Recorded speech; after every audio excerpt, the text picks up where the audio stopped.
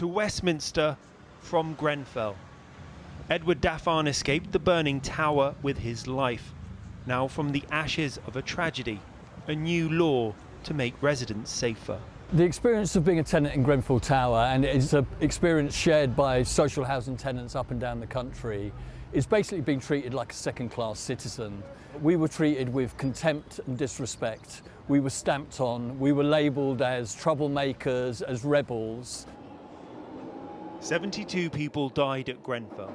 Edward Daffan was one of the residents who warned of a catastrophic fire before the tragedy happened, but was ignored. Do you think if there had been a more professional managing agent that Grenfell would have happened, having listened to your particular concerns about fire? Had our concerns been listened to, because we weren't silent about what the problem was, Grenfell could have been avoided. From the very beginning, we've always said at Grenfell United, we don't want to be remembered for the way that we were treated before the fire, but we want to be remembered for the changes that come afterwards. And this bill, although not perfect by far, is a step in that direction. But this is not just about Grenfell. The damp conditions that contributed to the death of 2-year-old Awab Ishak also forms part of this new law. The social housing bill brings in tougher measures, forcing landlords to take more care of their tenants. It will affect about 25,000 managers working in the sector. They'll now be required to have formal qualifications, some to a degree level. Landlords will also have to investigate and fix damp within strict time limits. We now come to the motion relating to the Social Housing Regulation Bill law. The bill was debated this afternoon in the Commons, with the campaigning work of Grenfell United name-checked by the government.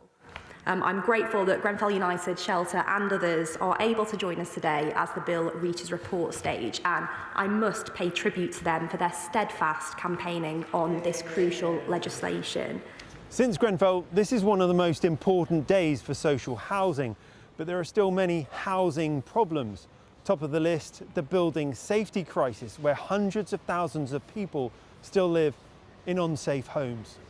Ministers have got to do much more. Matthew Pennycook is Labour's shadow housing minister. When it comes to the building safety crisis, for all the rhetoric, that crisis remains largely unresolved for the vast majority of people affected.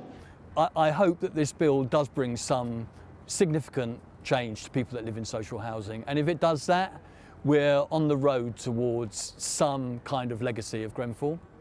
It's taken almost 6 years, but from the Grenfell Tower fire, at last a change in law that could prevent another tragedy. Rags Martel, ITV News, Westminster.